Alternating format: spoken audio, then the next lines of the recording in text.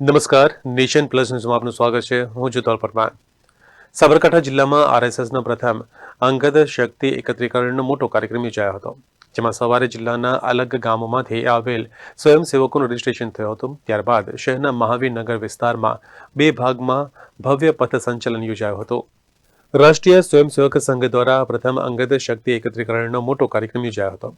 જોકે રાષ્ટ્રીય સ્વયંસેવક સંઘ 100 વર્ષમાં પ્રવેશી રહ્યો છે, ત્યારે સંઘ દ્વારા સંઘની સ્થાપનાના શતાબ્દી વર્ષ તરીકે ઉજવવામાં આવી રહ્યો છે. હિંમતનગરના બેરણા રોડ પર આવેલ મહાદેવ મેદાનમાં જિલ્લાના અલગ અલગ ગામોમાંથી આવેલા સ્વયંસેવકોનું રજીસ્ટ્રેશન થયું હતું. ત્યારબાદ જિલ્લાભરના 12 વર્ષથી ઉપરના તમામ યુવાનો અને કાર્યકર્તાઓ ઉત્સાહભેર જોડાયા હતા. 7,000થી વધુ રાષ્ટ્રીય સ્વયંસેવક સંઘના કાર્યકર્તાઓ મહાદેવ મેદાનથી 2 અલગ અલગ ભાગમાં પથ સંચલન કર્યું હતું. 7,000થી વધુ સ્વયંસેવકોનો પથ સંચલનનો પ્રારંભ મહાદેવ મેદાનથી થયો હતો, જેમાં પ્રથમ ભાગમાં પથ સંચલન કરવામાં આવ્યું હતું. 2 થી 2.5 કિલોમીટરના રૂટમાં પથ સંચલન થયું હતું. પ્રથમ ભાગમાં મહાદેવ મેદાનથી ગાયત્રી મંદિર રોડ પર થઈને મહાકાલી મંદિરે થઈ પરત ગાયત્રી મંદિર રોડ પરથી મહાદેવ મેદાન સુધી યોજાયું હતું, જ્યારે બીજા ભાગમાં મહાદેવ મેદાનથી બેરણા રોડ પર થઈને ખેડ તરસીરા રોડ પર યોજાયું હતું, જ્યાં મહાવીરનગર 4 રસ્તે અહિંસા સર્કલથી પરત ખેડ તરસીરા રોડ પર થઈને બેરણા રોડ પર થઈને મહાદેવ મેદાન પૂર્ણ કરવામાં આવ્યું હતું. 2 ભાગમાં રૂટો પર શહેરીજનોએ મોટી સંખ્યામાં રોડની બંને બાજુ ઉપસ્થિત રહીને પથ સંચલનને જય શ્રી રામના નારા સાથે ફૂલડાઓ વરસાવીને સ્વાગત કર્યું હતું. અંગત શક્તિ એકત્રીકરણ કાર્યક્રમમાં રામ મંદિરની વિવિધ ઝાંખીઓનું પ્રદર્શન પણ રાખવામાં આવ્યું હતું. ત્યારબાદ બપોર પછી ધ્વજારોહણ, પ્રાર્થના, શારીરિક પ્રત્યાક્ષિક, સાંઘિક, સુભાષિત સ્વાગત કરવામાં આવ્યા હતા.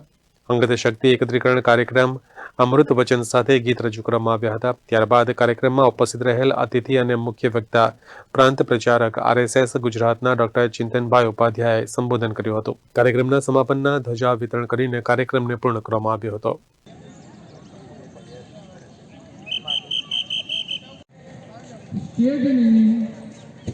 મધ્ય રેખાથી તમારી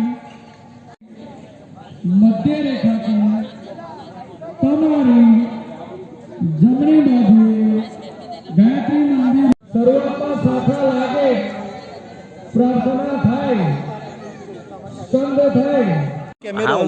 તમારી જમણી બાજુએ પ્રથમ બ્લોકની છત હતી, પ્રચલ કરે માતા કી જય. ધ્વજા પ્રણામ. 1 2 3 આપીશું. આપણું સંચાલન બ્લોક સહ નિકાલ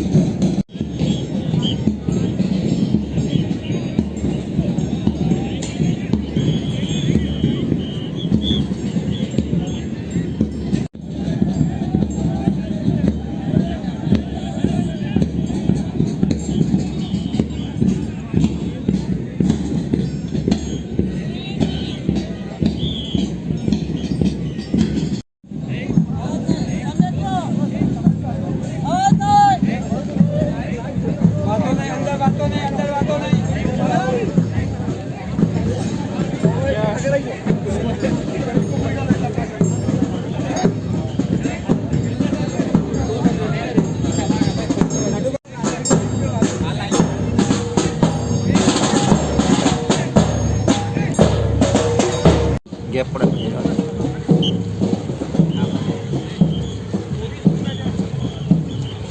1 2 1 2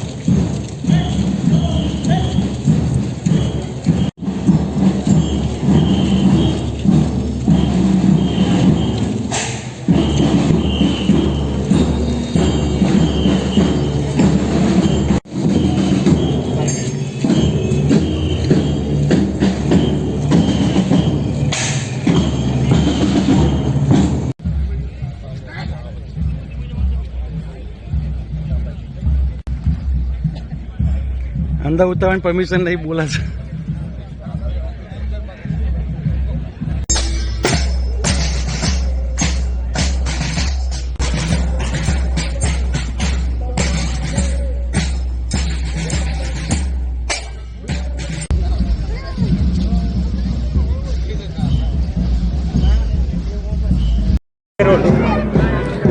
આજના આ અંગત શક્તિ એકત્રીકરણ કાર્યક્રમમાં જિલ્લાના લગભગ 700થી વધુ ગામોમાંથી ઉપસ્થિત સંખ્યા કે જેમનું સૌપ્રથમ ઓનલાઈન પંજીકરણ રજિસ્ટ્રેશન કરવામાં આવ્યું હતું, જે 10,000થી પણ વધુ હતું.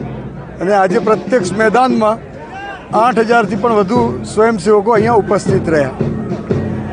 અને આજે અહીંયા આપણને ચિંતનભાઈ ઉપાધ્યાય જે આપણા ગુજરાત પ્રાંતના પ્રાંત પ્રચારક શ્રી છે, એમનું આપણને માર્ગદર્શન પ્રાપ્ત થયું.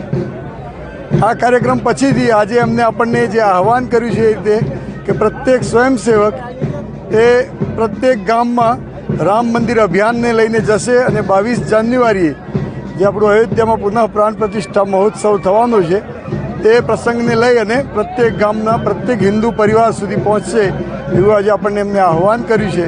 તો આગામી સમયમાં આપણે બધા જ સ્વયંસેવકો એમાં જોડાય એવી આજની આપની સંકલ્પના છે. Nation plus news Sabarkantha. સમાચારોના સતત અપડેટ માટે નેશન પ્લસ ન્યૂઝના યુટ્યુબ ચેનલને સબસ્ક્રાઇબ કરો, બેલ આઇકન દબાવો અને ફોલો કરો ઇન્સ્ટાગ્રામ, ફેસબુક અને ટ્વિટર પર.